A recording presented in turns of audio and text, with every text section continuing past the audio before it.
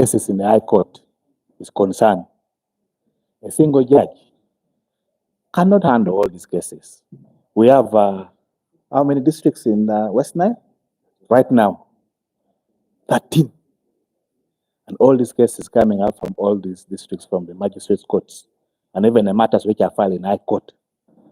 Even if the judge was to attend to these matters from Monday to Monday, there's no way these cases can be dealt with. And so, in his own words, he informed us that in the next recruitment, we are going to have more judges in the West Nile. Because now we have 3 new circuits: High Court, Moyo, and then Nebi, and then Arua here. So it's a serious concern. It is indeed a very serious concern that as the New Radical Bar Council, we shall keep pursuing this and following up with this. Otherwise, our people will not attain justice. Because if, to make matters worse, as said by my colleague here, for the last close to 3 years, we have not received any serious judgment. That means, as lawyers, if courts are not active, are we able to earn? We cannot earn, and also our people cannot get justice. And so indeed, for purpose of emphasis, it's a very serious issue that we need to take up seriously. My colleague said everyone is in acting capacity. I think it's only the lawyers who are not in acting capacities. But right from the principal judge, the chief registrar, but all the same, these are serious issues that we need to follow up with.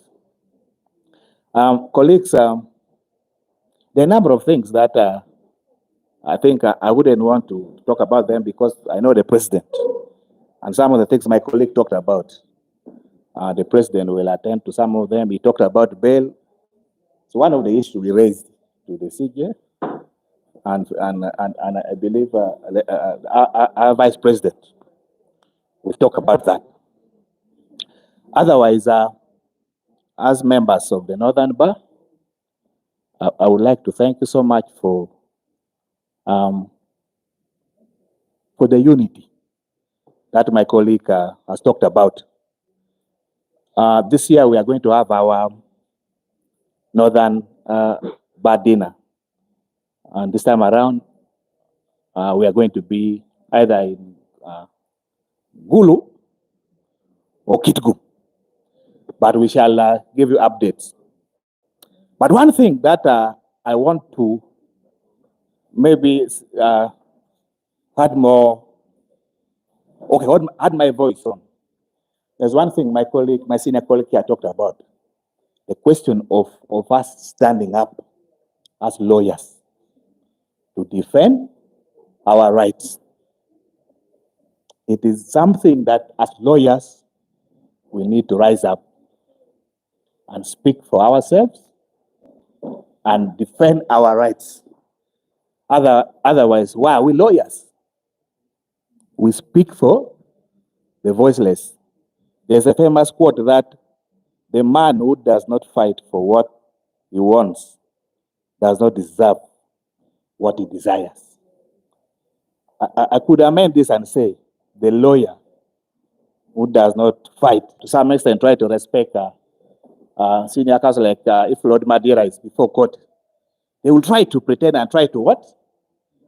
But for the young lawyers, there is a lot of intimidation from the other side. And this is very wrong. This is something we need to fight about. We raised this, by the way, with the CJ. We raised this as a serious concern. How can a lawyer appear in court and is in fear and cannot, you cannot effectively represent your client because of intimidation from the other side? Of course, there's also the spirit of arrivalism. Some of these colleagues, yes, our colleagues from the other side, some of them, I think, believe that, they are somewhere there. They're above. And yet we are one family. Because a judicial officer and a lawyer, we are from the same mother. The only difference is that they are on the other side and we are on this other side. In any case, we are all members of law society. You cannot become a judicial officer if you are not a member of law society. But I would want to encourage my colleagues that please, let's continue fighting for our spaces. Let's continue fighting for our rights. And the question of unity, of course, among ourselves, and I can attest to this, you realize that we are, to some extent, not speaking one voice. When I fall up from the forum, you realize that there seems to be some sort of, I don't know whether I should call it cliques, or like there's a particular group of lawyers who seem to understand themselves. Then there's a, but as colleagues, I think it's very important that we are united. We should be able to speak one voice if we are to get out of all these injustices that we are talking about. For example, as West Nile, can we have one voice? Can we put aside our small differences? Because they will always be there. And so we move as a community, we move as a society. In the interest of time, ladies and gentlemen, I wouldn't want to stretch so much. I want now take this honor in a special way. I'll take you back to the moderator, Councillor Eddie. Thank you very much. Thank you, Mr. Garo. You can clap for the council member note. It has been said that he's representing the members in this region well. We had new officers coming.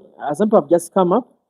Anybody who has come around since we began speaking, let's just know who you are so that we are able to address your concerns. Hello, morning.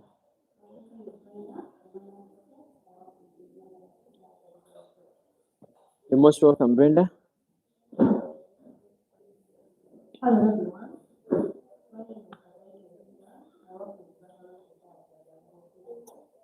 You're most welcome. Is that all? Now I want to request that we modify the program.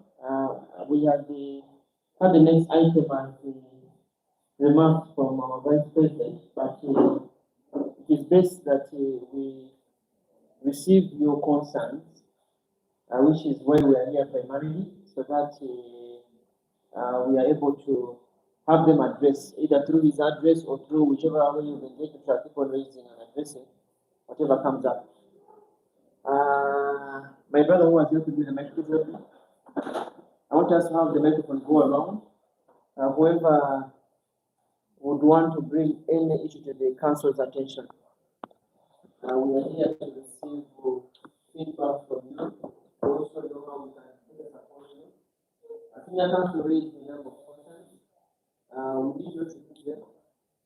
But what we hear is what the young advocates want to hear from you, so that we can know how to better and present your interest.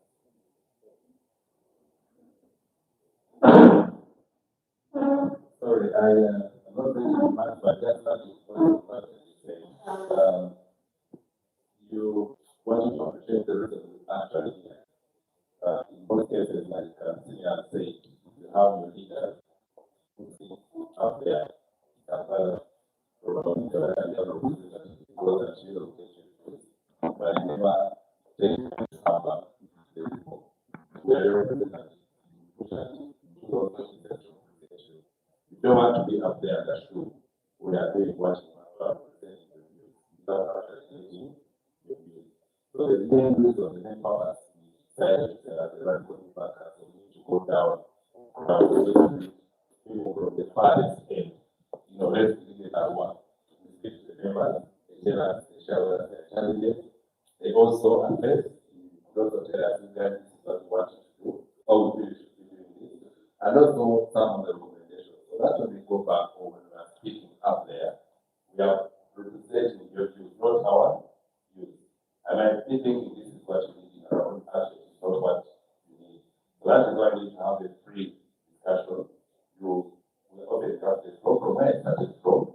Before I come in, I will address, because my address will be structured on maybe what you've done, what you are doing, and addressing some of the issues. But feel free to share with us. If it means criticizing us, it is okay. But most importantly, what you hear, what you want to see, what you want to see us do, so that when we go back to implement exactly that. Thank you. As the deputy has said, I'm very close of ownership with accountability. It is good if we know if we are still on track. Sancho, the radical new bar, Your Excellence, the Vice President and the Council members, you're most welcome. I'm not a new advocate as such, but I rise to add my voice on what Senior Counsel Madira has already highlighted. My name is Henry Odama, I already stated it. We thank you for your coming. As noted earlier, this had been a rare occasion in this region. It's one of the first moments we are interacting with the council members lively. Indeed, we want to appreciate your regime. We have seen so many changes that had taken place since you took office. We appreciate your intervention, especially on processing of our practicing certificates. We have read those correspondences to that effect. And I think we've started on a good note. I only want to pray that you keep the ball rolling on.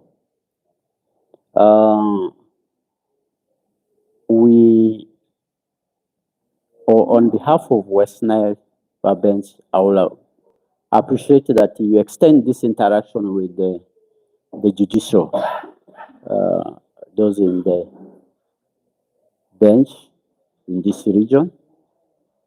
Council had highlighted earlier, we have embarrassments, especially the new advocates, the new young lawyers face before our judicial officers in this region.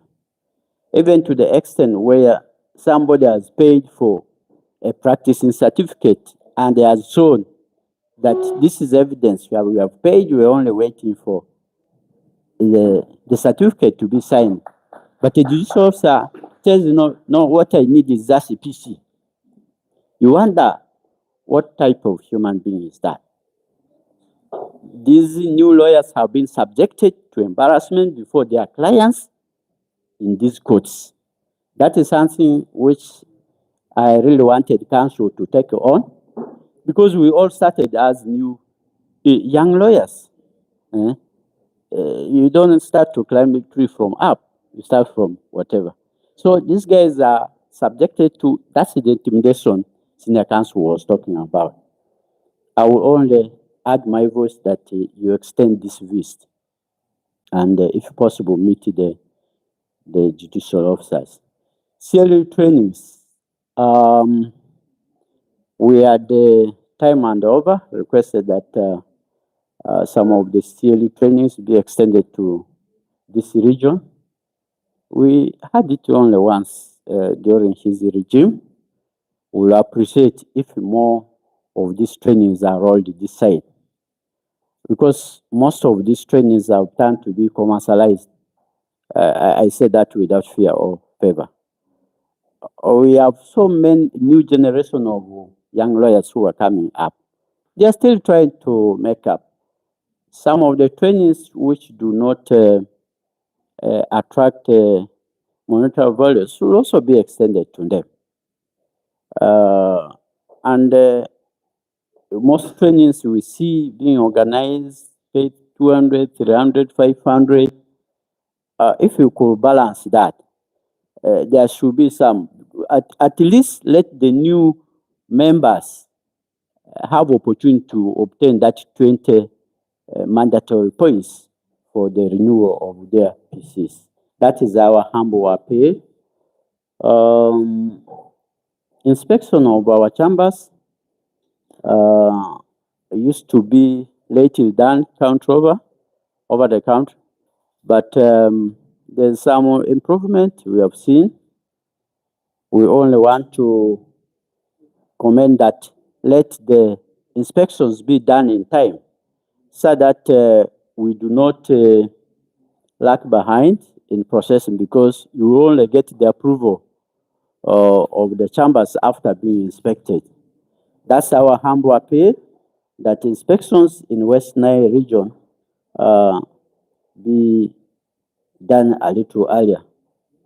Yes, our council member has given us a brief about the number of judges. Indeed, this region is overwhelmed. There are a lot of cases, and given the circuits which are created, now we have 3. I think 1 judge is not enough. We still need some judges to be posted. We see challenges when criminal sessions are running on, civils suffer. You only go to get adjournments. These are some of the things which we want to echo to you to take on. Otherwise, thanks for your coming. We welcome you so dearly. Thank you. Any other view? Members, feel free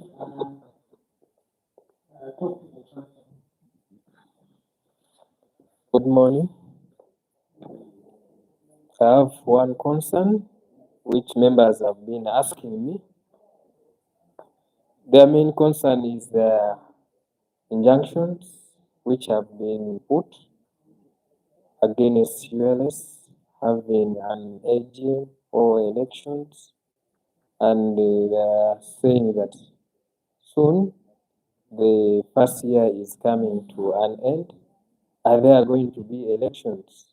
If they are going to be there, what will happen to the injunction which was issued? And then what are the status of our current files which were on appeal, and they were also removed from the appeal cause list? And currently, what feedback can members get about those files? Thank you. Thank you so much.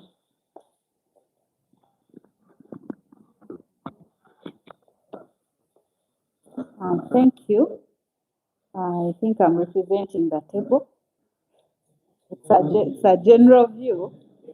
Yeah, okay. One of the issues we have here is the benefits we get from the society. Yeah. So when they send diaries, sometimes the diaries are not enough. And if you ask in this room, very few people actually have those diaries. And yet we are all advocates, and we think we have an entitlement to the diaries. Isn't that true?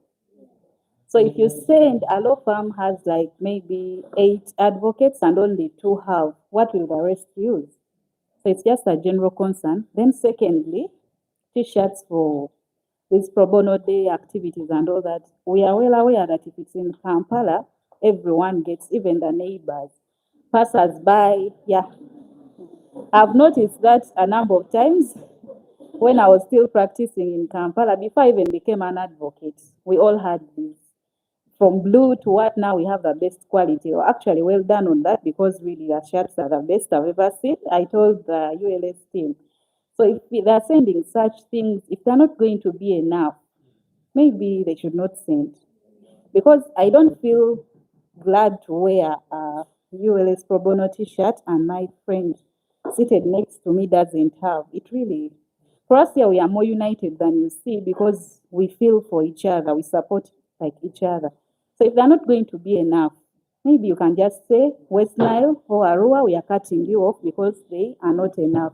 And if you can really, if it's about the amount or the, maybe for these other t-shirts right now, the ones you're wearing, they would all love to have that as well. So we would want to understand, how do we get such benefits? Or if it's for purchase, you let us know so that we can buy. If you bring them to the ULS office here, I believe members would buy. Like they have the money to do that. So at least for these other ones that are totally free, free, let's try to be as open as possible to accommodate a larger number of people so that it's really for the common good, yeah? Because many people participated in the activities, the pro bono day activities, but some didn't get t-shirts. And you know, it brings up the questions of all this and that. So if they are not enough, don't send.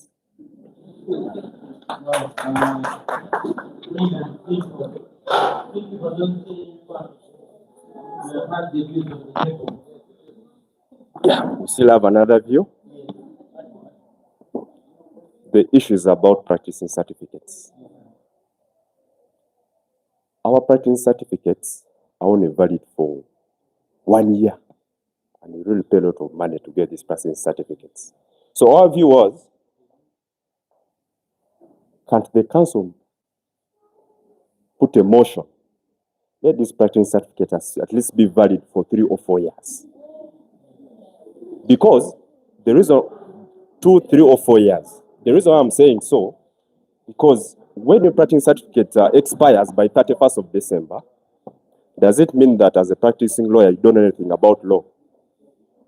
So that's another general concern we have here.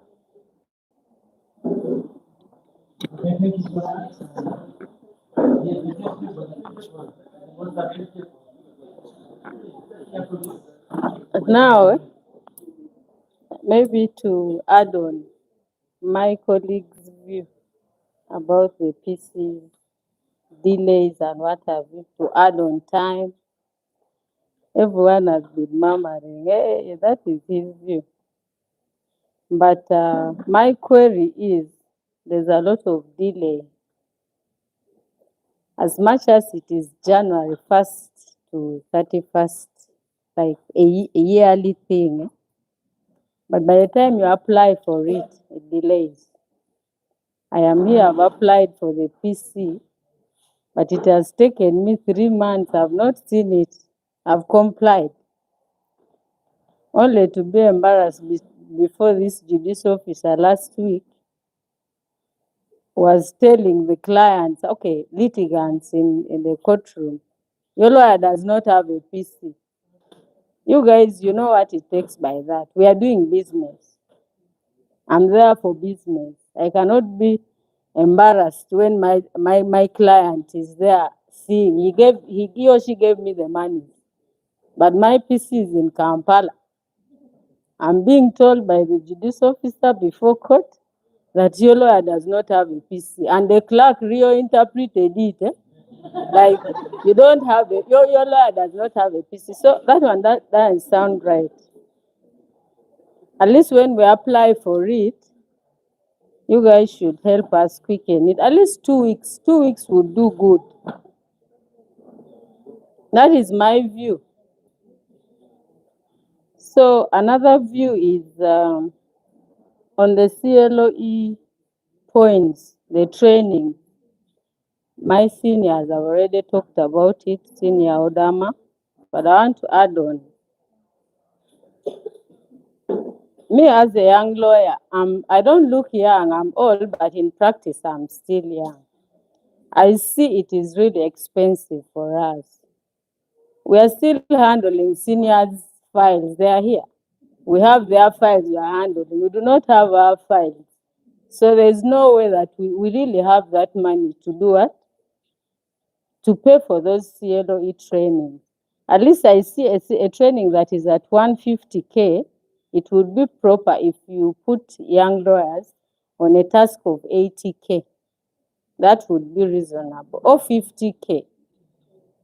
So even me, like the whole of last year, I almost missed, because you'd see a training 200 for young lawyers, 150. Then me, I don't have money. But I hustled, I got it. So work on that CLOE training. I see it expensive. I'm still young, I'm still handling seniors' files, so life is not yet okay.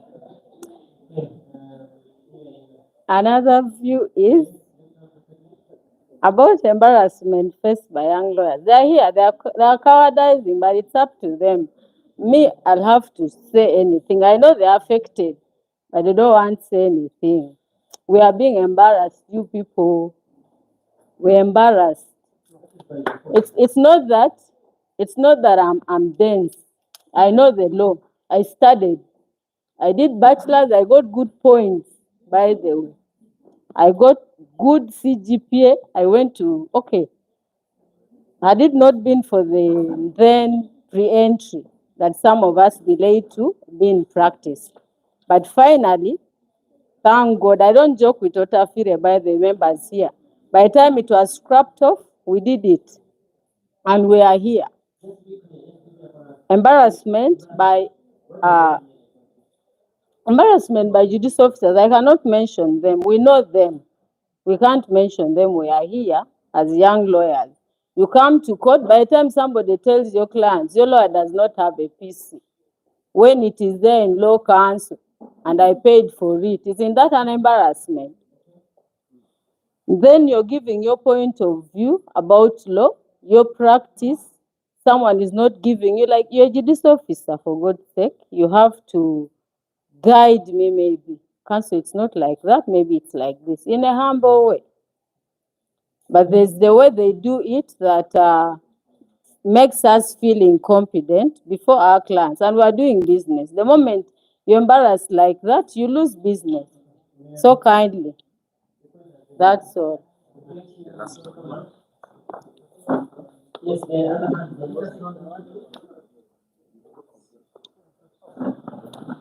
Thank you so much. Mine is still about the practicing certificates.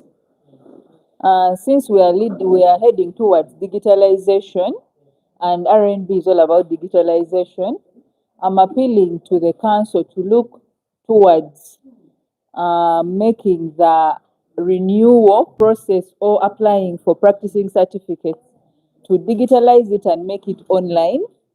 If there is a way of us applying for these practicing certificates online, like URSB does it, we register documents online and get them. If ULS could do such a thing for us, it would be so great. Yes.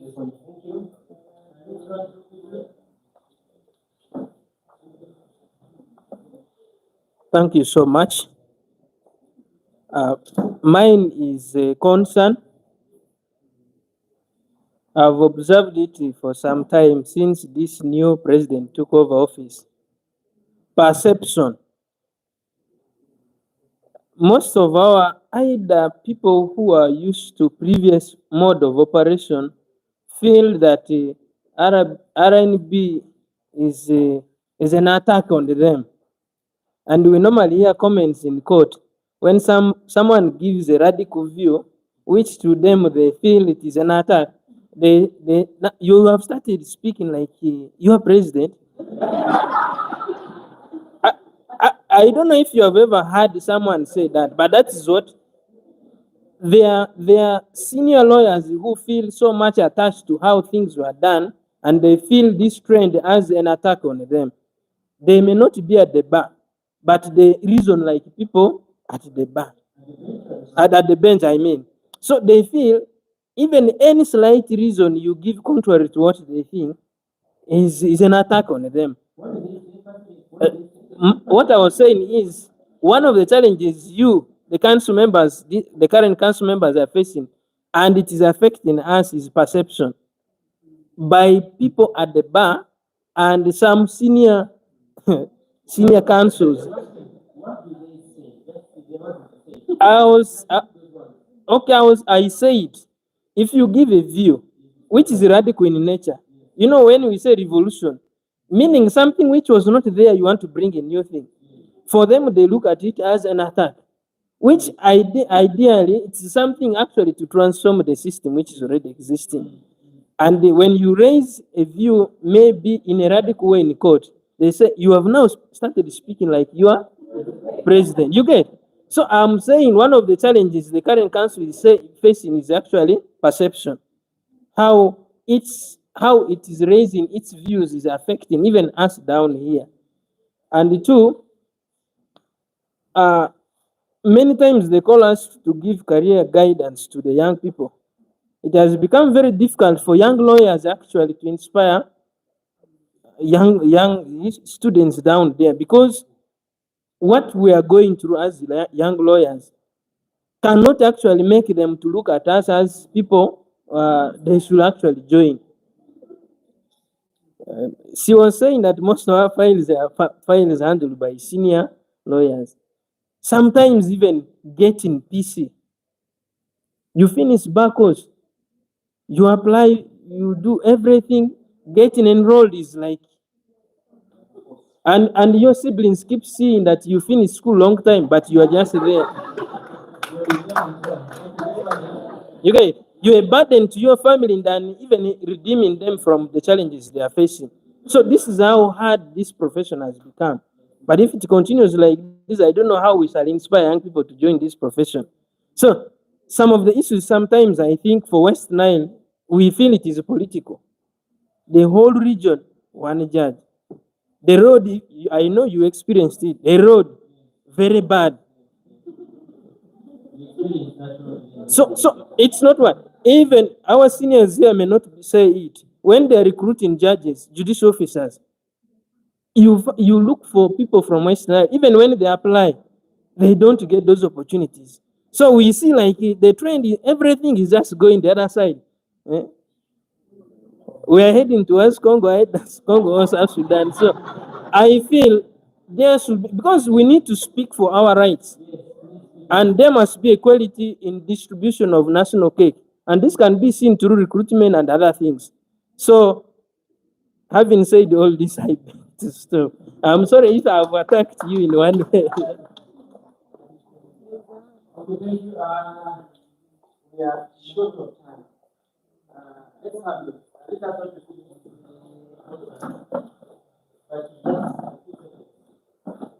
Yeah, thank you very much. Just a small addition on enrollment. Like the treasurer said, this is his first time to come here. We have experienced how bad the road is. Now you have applied to law council. The application, you're supposed to put a capital A, you've just put a small a. You're supposed to tread on this road just to correct an A, even a full stop. And recommendations given, it dawned on you. Still the same letters. We're supposed to go and look for these supervisors who sometimes are very hard to reach. Can you please work on that? Thank you. Thank you so much. Is there any funding issues? Any unseen issues? What about this and about the Yeah, thank you so much. I have one challenge. As a young lawyer, we are not being respected by the bench. Until you bang the table, that's when they can listen to you. And my concern is you, council members, what are you doing to protect us as young lawyers who are trying to emphasize the... Yes, thank you. Okay, thank you so much. I want to refocus now to the front. We received this news here, but we're intending here, we shall keep on engaging with you and we shall carry on. I want to first of all invite, let me give the governor 1 second. Thank you, please come. Thank you. I want to address some concerns. People have raised issues about the benefits of ULS, they don't receive diaries, they don't receive, you're sending a few t-shirts, you'd rather not send than sending just a few. What benefits are there and why do you suggest it in terms of who gets that benefit? Yes, thank you so much all for the concerns that you have raised. This actually shows that You have the interests of the society at your heart, the interests of the citizens at your heart. Quite a number of concerns have been raised, beginning with the case backlog, lawyers no longer speaking with one voice, indiscipline.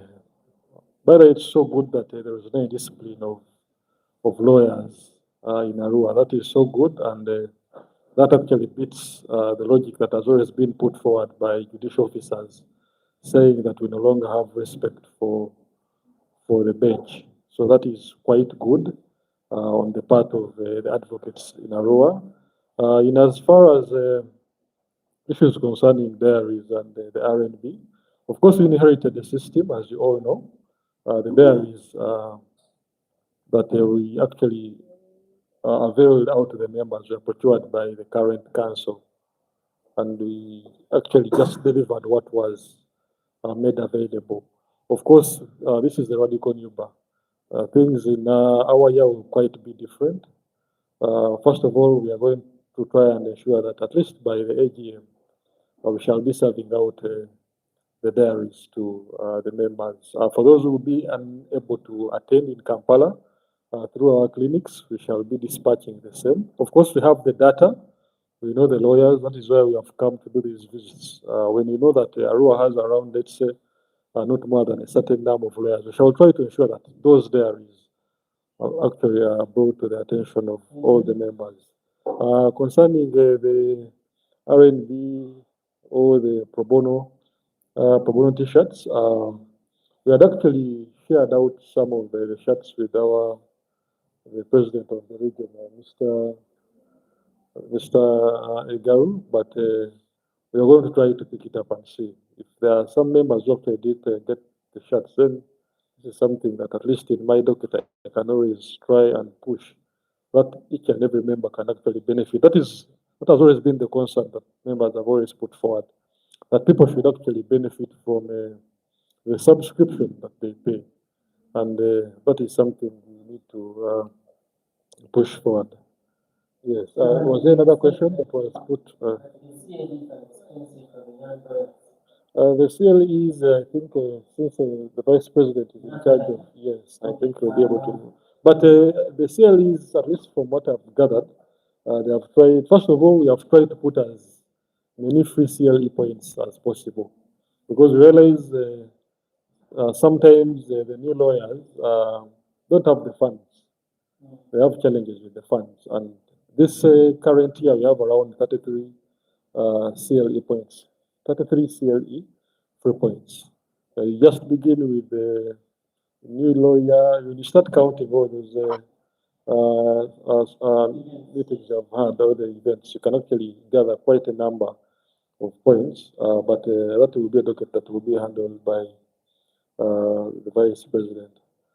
I think, of course, I'll end with one thing. Like I'm so happy that members in Arua are so radical. And I think when the president of Uganda Law Society was trying to canvass, I think one of the regions he began with was Northern Region. And I think that is where you got the blessing and the fire to always put out the issues that affect the society. So I just call upon members that let's push out whatever grievances we have. Let's put them in writing. Let's put them in ink. Sometimes when you communicate, when you get a mic and you communicate, sometimes that information can just stay there. But if there is any issue, delayed judgments, anything that affects you, please let's document. That's what we are doing as Uganda Law Society. We are documenting. And recently, the vice president talked about an issue that was affecting young lawyers who are supposed to be doing their pre-entry, let's say around September, just the coming month. We have to document. We have to talk about this, and that is how people have been seeing results. Communications from Law Development Center about the way forward. So my what I should say, my appeal to the lawyers in Arua, let's document this information. We shall achieve the results. Okay, thank you so much, Governor. Allow me to make the best people are telling you about the OCCLs Young lawyers are being intimidated, delayed enrollment, digitalized cases, public relations, the number of judges, the ULS court matters, the current status. Help us marry all those things into what matters, what each of us now, and the tech that is behind it. All right. Thank you, Eddie. Thank you, members. Once again, I'll appreciate the fact that you spared your time. We know you're all busy. You have a lot of work to do. Someone a while ago said it's even hard to inspire young lawyers. I know the only way a lawyer can inspire young people is when they see that there is money. If you do not show signs of having money, you have no business. They don't even want to listen to you. And as you're all aware, our practice is where we earn our bread. And so we must protect our garden. We must protect our practice. Now, like I said earlier, the reason we decided to come on ground is because we needed to listen. We needed to hear from you, listen to your concerns, and see the best way we can agree on how to address some of these concerns. But again, also as a accountability measure, we also want you to know where we are, what we are doing, what we've been able to achieve, what we failed, and why, so that we work together as a team.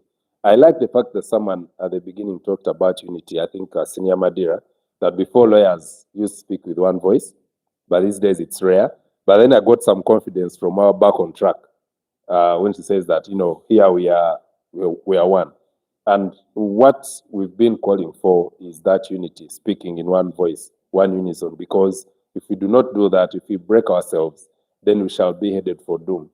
But on a lighter note, again, I thank you very much, and I would like you to clap for yourselves. And I also would like to bring you greetings from the president. I just spoke to him a while ago. He wishes he would be here with us, but for reasons most of you know, we cannot have him here. And that is also a structure for our discussion, the future of the legal profession and where we are headed.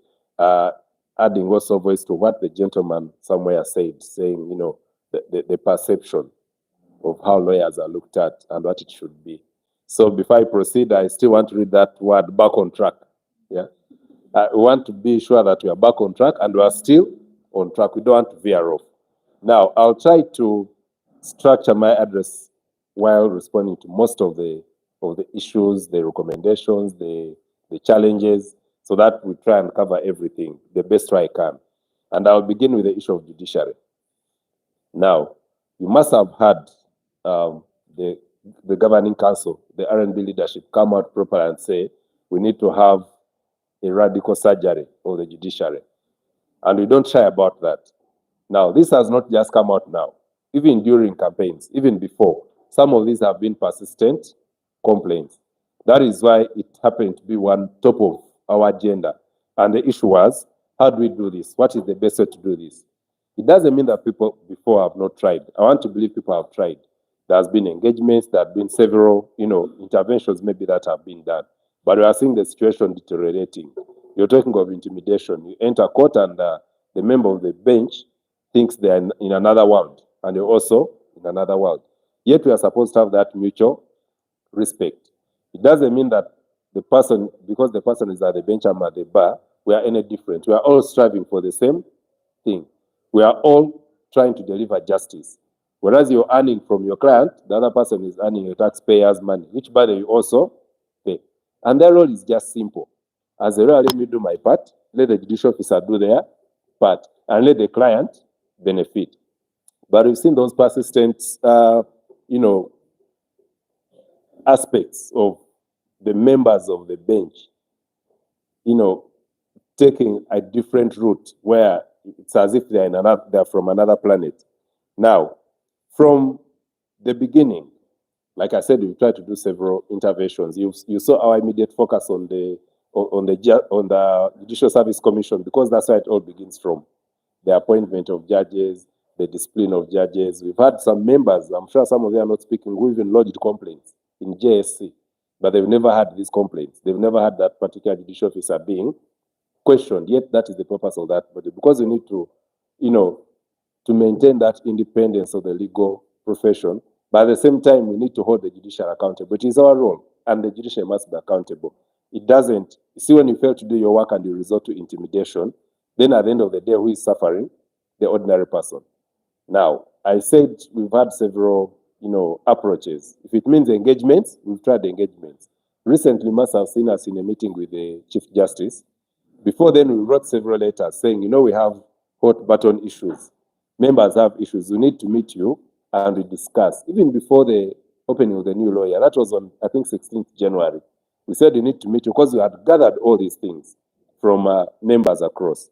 So we said we need to meet and we discuss so that when we come for the opening of the new lawyer, we're on the same, page. You address what we've picked for you from members. Unfortunately, noticed on the opening of the new lawyer, we're not given a chance because the challenge you have is that we have people interested in the same status quo. They want to maintain the status quo. They don't want to be criticized and they also don't want to hear the truth. So we said, okay, we shall speak the truth. We shall speak to power in our own way, because if lawyers cannot speak out for the other people, then who will speak for the members of the public? If we can be silenced and we also go back and keep quiet, I can assure you, because where you fear to speak as a lawyer, think of an ordinary person, someone from which is the farthest end here. They come to court even when they are shaking. They've never been seen in court. So if as a lawyer I cannot speak out, then who will speak for the people? So as the Radical New Backers said, whether we're given that platform or not, whatever opportunity we shall get, we shall use. Now we've left all the fronts open.